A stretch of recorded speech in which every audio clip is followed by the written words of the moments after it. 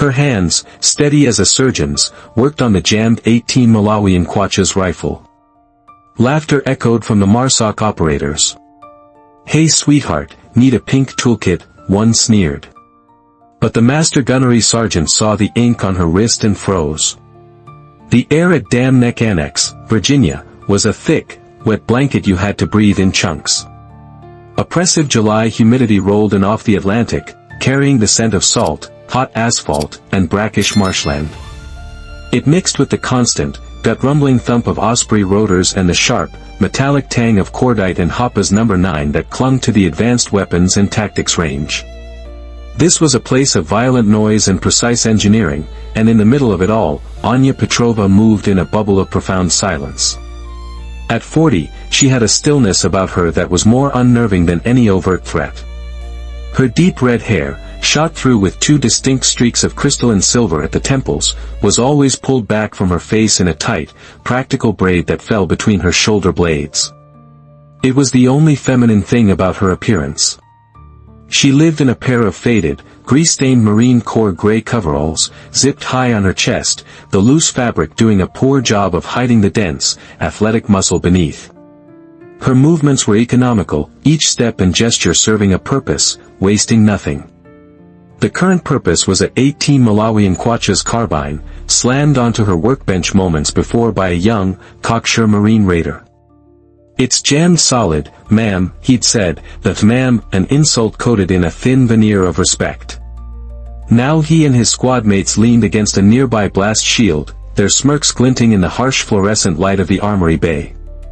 "Hey, Gunny," one of them called out. "Think she needs help? We could color-code the pins for her." Master Gunnery Sergeant Rex Gunner materialized from the small office overlooking the workshop floor. He was built like a bulldog, short and thick with a shaved head, a powerful neck, and a chest so broad it seemed to strain the fabric of his perfectly starched camouflage uniform. He carried his authority like a club, and his eyes, small and hard, swept over Anya with undisguised contempt. "Petrova," he barked, his voice a gravelly rumble. "Still playing with our toys?" He ambled over, picking a pink zip tie off a nearby pegboard. He dangled it in front of her face. "Need this to mark the pointy end, sweetheart?" The raiders erupted in laughter. It was a daily ritual, this casual, corrosive mockery. Anya didn't flinch. She didn't look up. Her focus remained entirely on the rifle. In her mind, a different voice echoed, one from a dust-choked night in a different decade. "Nix, you see the soul of a weapon. Keep us flying right." The memory was a ghost, warm and welcome, a stark contrast to the cold hostility of the present. She pushed it down. Ghosts belong to the past. Her long, calloused fingers, surprisingly nimble, located the source of the jam, a double feed complicated by a deformed casing. A rookie mistake under pressure, but fixable. Her hands moved with a fluid certainty, selecting a small pick and a pair of needle-nosed pliers from her meticulously organized toolkit. The men saw a quiet contractor. They didn't see the years of muscle memory, the thousands of hours spent breaking down weapons blindfolded, in driving rain, in the belly of a shaking helicopter. As she reached across the bench for a punch tool, the cuff of her coverall sleeve slid up her forearm by a single, crucial inch. For a fleeting second, a sliver of black ink was visible against the pale skin of her wrist. It wasn't a word or a simple shape. It was the intricate, curling tip of a tentacle, part of something larger and more complex hidden beneath the gray fabric. Gunnar, who had been mid-sneer, saw it. His words caught in his throat. His eyes, for the first time, lost their mocking glint and were filled with a flicker of raw confusion.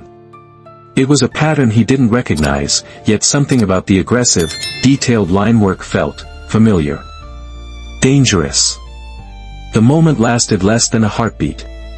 Anya's hand moved, and the sleeve fell back into place, hiding the secret. Gunnar blinked, shaking off the strange feeling. He covered his brief hesitation with a louder, more scornful laugh. "Get it done, Petrova. The real warriors have work to do." He turned and walked away, the swagger a little too forced. The other raiders, having missed the tiny, silent exchange, resumed their banter. But a seed had been planted. A ghost had peeked from beneath its shroud, and for a split second, the most arrogant man on the range had been thrown completely off balance. Anya continued her work, her expression unchanged, her breathing steady. But inside, she felt a cold dread. The past was a quiet grave, and she had no desire to see it unearthed. Gunnar couldn't shake the image of the ink. It bothered him on a primal level, a piece of a puzzle he didn't know he was solving. That brief flicker of something in the woman's unflinching posture had felt like a challenge. Annoyed at his own momentary lapse, he decided to escalate. He would break her quiet composure and prove to everyone, and perhaps to himself, that she was just another woman playing dress-up in a man's world. The next morning, he made a show of striding into the armory, a heavy-duty rifle case in his hand. He slammed it onto Anya's workbench with enough force to make her tools rattle. "Attention," he bellowed, ensuring he had the audience of a half-dozen operators prepping for a training exercise. "Pop quiz, everyone. Our resident weapons expert here is going to give us a little demonstration." He clicked open the case, revealing an M110A1 semi-automatic sniper system, its Desert 10 finish scuffed and neglected. "Found this in deep storage. Some bootneck reservists apparently tried to clean it last year. Let's see if Blondie can figure out what's wrong with it." He used the demeaning nickname loud and clear. "Take your time, Petrova. We know critical thinking isn't your strong suit." Anya looked at the rifle, and a subtle shift occurred in her entire demeanor. Her placid, almost invisible presence sharpened into something intensely focused. This weapon hadn't been neglected, it had been murdered. The sabotage was malicious, layered, and clever. It was a trap. She lifted the M110A1 from its case with a reverence that seemed to annoy Gunnar even more. Instead of taking it to a diagnostic bench, she simply held it. She closed her eyes. The armory, with its clatter and chatter, seemed to fade away. Her hands, sensitive as a seismograph, moved over the weapon's frame.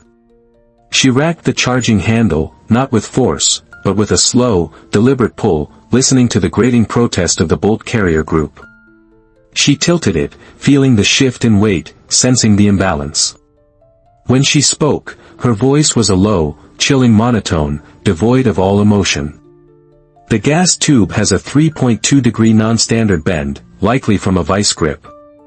The bolt carrier group is fouled with residue from approximately 800 rounds of cheap, steel-cased ammunition, which this system is not rated for.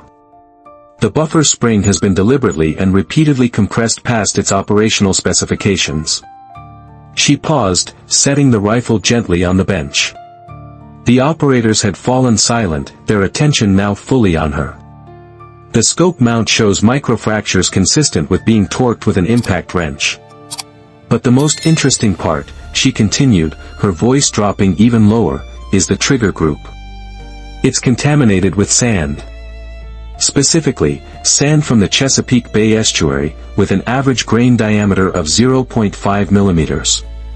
Her eyes snapped open and met Gunnar's. This weapon wasn't just neglected. It was methodically abused. The silence in the room was now absolute, heavy, and uncomfortable. She had found issues Gunnar hadn't even known were there when he'd created them the night before. "Lucky guesses," he managed to stammer, his face turning a blotchy red. His authority was slipping, and he clawed at it with pure vitriol. "What, you hang around bases so much you picked up a few buzzwords? You're one of those women, aren't you? Playing soldier because you couldn't hack it in the real world." Anya's jaw tightened.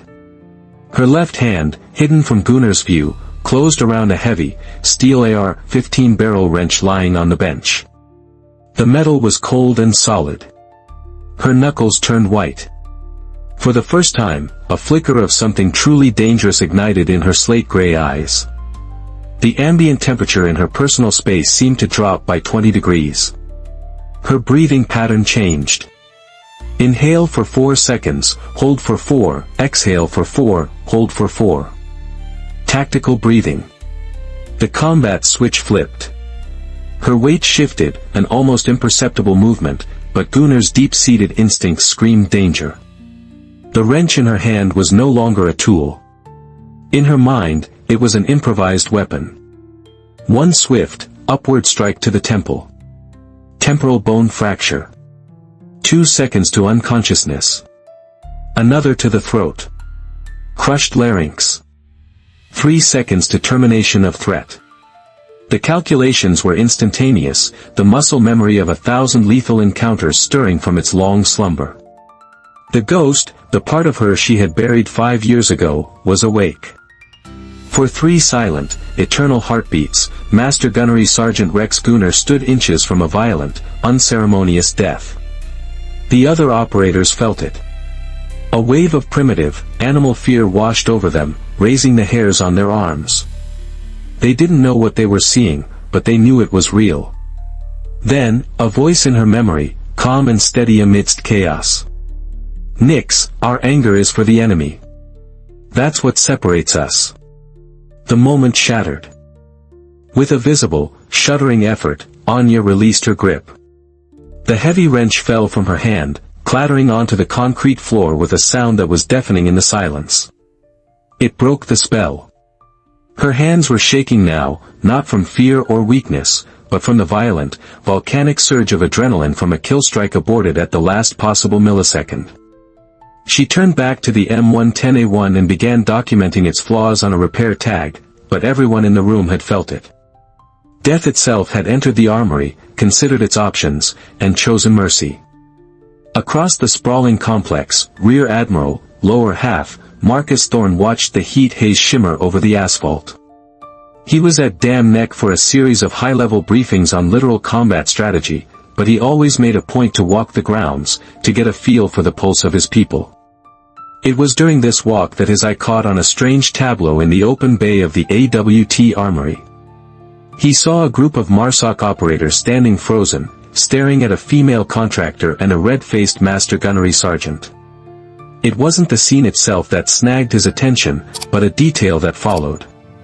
As he watched, a squadron of F/18 Super Hornets screamed overhead in a low-level flyby, their afterburners tearing the air.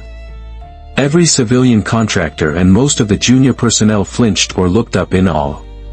The woman in the gray coveralls did not. Instead, she executed a perfect, subconscious combat flinch, a slight duck and turn, her eyes instantly scanning for the nearest point of solid cover. It was the reaction of someone who had associated that sound with incoming fire. Thorne, a former SEAL himself, felt a prickle of intrigue.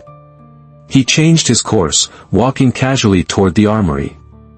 He observed the woman from a distance. Her posture, her economy of motion, the way her eyes never stopped a low-level scan of her surroundings, constantly cataloging exits and personnel. It was all wrong for a civilian gunsmith. It was all right for an operator. He saw her glance over at a quiet, older man managing the parts warehouse, a man with a noticeable limp. She made a quick, subtle gesture with her left hand, thumb and 2 fingers extended, a slight downward motion. Thorne's blood ran cold. It was an outdated SEAL tactical hand signal, one from the early 2000s. It meant, situation nominal, stand down. The man, Marco, gave a nearly imperceptible nod in return. Thorne pulled out his encrypted satellite phone, a device connected to the military's deepest data vaults. He stepped behind a concrete blast wall, his heart now hammering against his ribs. He accessed the Joint Special Operations Command's personnel archives, a place where legends and ghosts were filed away under layers of black ink and code words. He didn't have a name, but he had a suspicion. He initiated a search query, filtering for female operators with a specific, now-defunct secondary skill qualification related to advanced weapons diagnostics. The search returned a single, heavily redacted file. Most of the text was blacked out, but the call sign was visible, NYX. Mission logs were almost entirely classified, but a string of commendations scrolled past. Silver Star. Bronze star with V for Valor. Purple heart, X2. Thorne's breath hitched. He knew the legends of Nyx, the first woman to pass the grueling SEAL selection process and operate at the highest echelons. A ghost who could infiltrate any fortress, a phantom who racked up one of the highest confirmed kill counts in Devgra history before she vanished. The official story was that she'd resigned her commission after a disastrous mission 5 years ago. At that moment, inside the armory, Anya reached up to a high shelf to retrieve a heavy calibration weight. The motion was fluid, powerful. Her gray coverall sleeve, already loose, slid all the way down to her bicep. And Thorne saw it. Through his binoculars, the image was perfectly clear. The full tattoo was exposed in the harsh light. It was a masterpiece of black ink and shaded gray, a terrifyingly beautiful work of art. A skeletal kraken, the mythical monster of the deep, its body emaciated but powerful. Its tentacles writhed up her arm, and 2 of them coiled together to form the unmistakable shape of a special warfare insignia, the SEAL Trident. Below it, Thorne could just make out tiny, precise script etched into the waves. He knew what they were. The names of the fallen. He zoomed in, his hands shaking. He recognized the unique design instantly. It wasn't just a custom tattoo. It was the specific variant given only to the handful of operators who had survived Operation Ouroboros, a catastrophic mission in the Horn of Africa. 11 of them were accounted for, active, retired, or buried with full honors. The 12th was Nyx. The one who disappeared. Thorne's aide, a young lieutenant, saw the color drain from the Admiral's face. "Sir. Are you all right?" Thorne lowered the binoculars, his knuckles white. The pieces didn't just fall into place, they crashed together with the force of a tectonic collision. The woman being systematically humiliated by that buffoon of a Master Gunnery Sergeant wasn't a disgruntled contractor. She was Senior Chief Petty Officer Anya Petrova. She was the ghost of Coronado. A living legend. And he was watching her be crucified. The universe seemed to hold its breath. Admiral Thorne didn't shout. He didn't run. He straightened his uniform, his face a mask of cold fury, and began to walk. Each step was deliberate, measured, and echoed with the weight of his rank. He walked past the gawking raiders, past the now sweating Master Gunnery Sergeant, and came to a stop directly in front of Anya's workbench. Anya looked up, her slate-gray eyes showing a flicker of recognition, not of the man, but of the rank and the storm gathering in his expression. Thorne's voice cut through the thick, tense air. It wasn't loud, but it carried the absolute authority of a man who commanded fleets. "Senior Chief Petty Officer Petrova, I presume?" He didn't wait for an answer. He snapped to attention, his back ramrod straight, and rendered a salute so sharp, so precise, it could have cut glass. The gesture was a thunderclap in the silent armory. The assembled operators stared, their mouths agape. Gunnar's face went from blotchy red to a pasty, sickly white. "Sir, what the hell are you doing?" he stammered, confusion warring with dawning horror. Thorne kept his salute locked, his eyes fixed on Anya. "Master Gunnery Sergeant," he said, his voice dripping with ice, "you are in the presence of a legend you are not qualified to speak to without permission. You have been harassing the sole survivor of Operation Ouroboros." He finally dropped his salute and turned his head slowly toward Gunnar, his eyes burning with a righteous fire. "This is Senior Chief Petrova, call signed Nyx. She wrote the 3rd edition of the Urban Close Quarters Combat Manual your own team uses for training. She holds the Devgra record for confirmed single-op eliminations. She is the ghost of Coronado, and you have been treating her like a janitor." Each word was a physical blow. Gunnar staggered back a step as if he'd been shot. Slowly, deliberately, Anya stood to her full height. The weary resignation in her posture was replaced by a profound, sorrowful dignity. She rolled up the sleeve of her left coverall, baring her arm for all to see. The Kraken tattoo was a testament of pain and honor. The skeletal sea monster coiled around the golden trident, its tentacles writhing in perpetual agony. And there, woven into the intricate waves at the base of the trident, were 3 names, etched in microscopic, perfect script: Ivanov, Garcia, Beck. Every operator in the room understood the sacred weight of that ink. It was a memorial worn on the flesh, a promise to carry the dead until your own dying day. The younger raiders who had joined in the mockery looked physically ill. There was no triumph in Anya's expression, only a vast, ocean-deep sadness. "I came here to be quiet," she said, her voice barely a whisper, yet it carried across the entire bay. Her fingers traced the 3 names on her skin. "I came here to serve. To make sure every weapon that leaves this bench is perfect, so that maybe one more brother gets to go home. That's all that matters. Chief." Thorne's voice was thick with shame. "On behalf of the United States Navy, I apologize. We failed you." Anya's response cut deeper than any anger could have. "You didn't fail me." She gestured to the tattoo. "You failed them. They died believing in something. In a brotherhood. They died protecting their sister, and that sister now has to watch their brothers act like schoolyard bullies." The weight of her words crushed Gunnar. His legs gave out, and he dropped to one knee, his head bowed. "Chief Petrova. At that moment, another shockwave hit the room. The quiet, limping warehouse manager, Marco Rivera, stepped forward. He pushed up the leg of his trousers, revealing the gleaming titanium and carbon fiber of a state-of-the-art prosthetic below his right knee. Then, he rolled up his own sleeve. On his forearm was the same tattoo, a kraken, a trident, and 3 names. "She's not the only ghost here, Admiral," Marco said quietly. "Ivanov, he pulled me out of a burning vehicle on that op, died 10 minutes later getting me to the bird. When I heard Nix was working here, I put in for a transfer. Someone had to watch her 6. The revelation sent another murmur of disbelief through the operators. How many heroes were hiding in plain sight? But the final, unexpected twist was yet to come. Gunnar, still on one knee, looked up, tears streaming down his face, mixing with the sweat.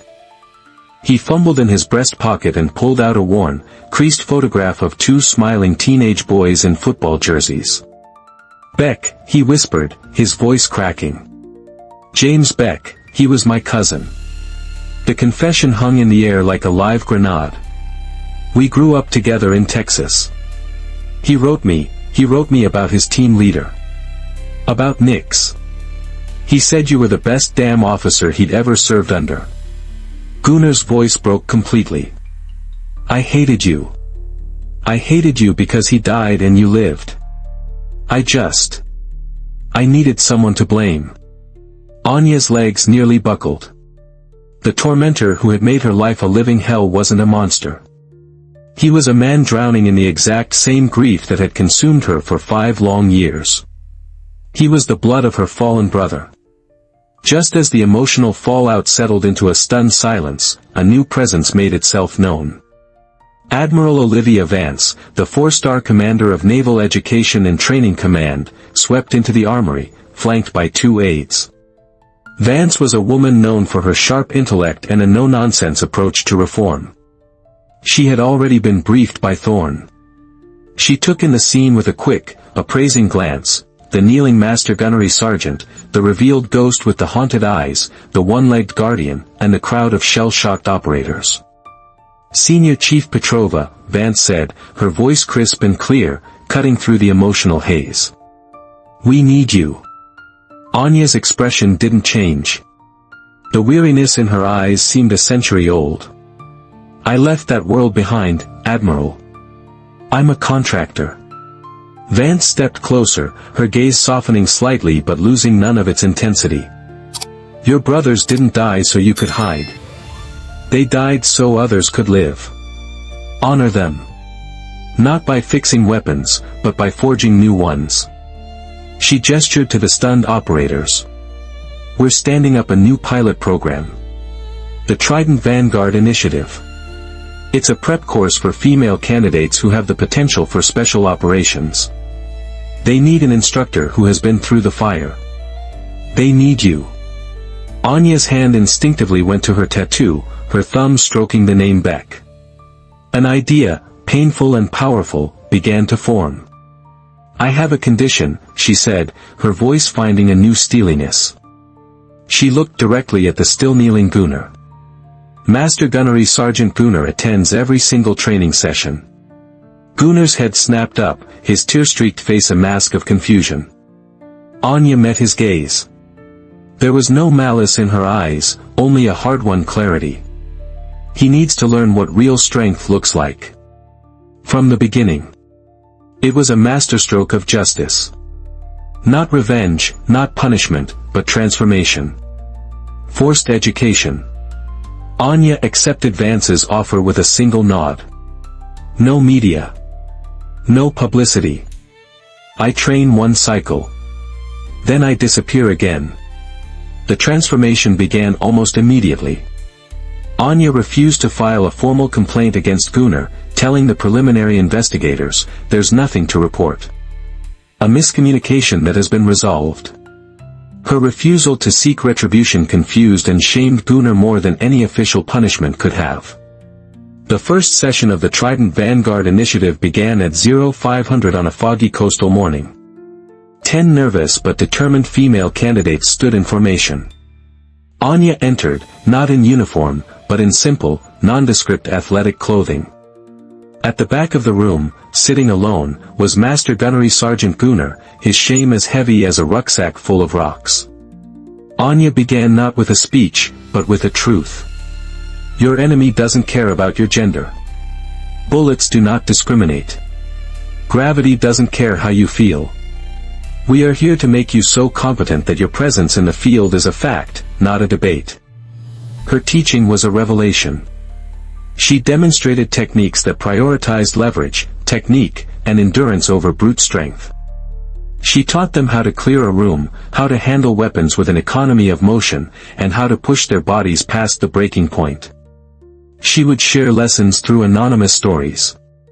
An operator, weighing 135 pounds, once had to drag her 220-pound teammate, plus gear, for 3 kilometers under fire, she'd say, her voice flat. She did it not because she was the strongest, but because heroism is simply refusing to quit when quitting makes the most sense. Gunnar watched, and for the first time, he began to understand.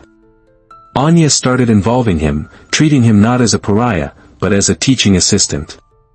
Gunny, demonstrate the proper grip for this rifle. Show them how a lower center of gravity can stabilize the platform. Never humiliating him, always professional.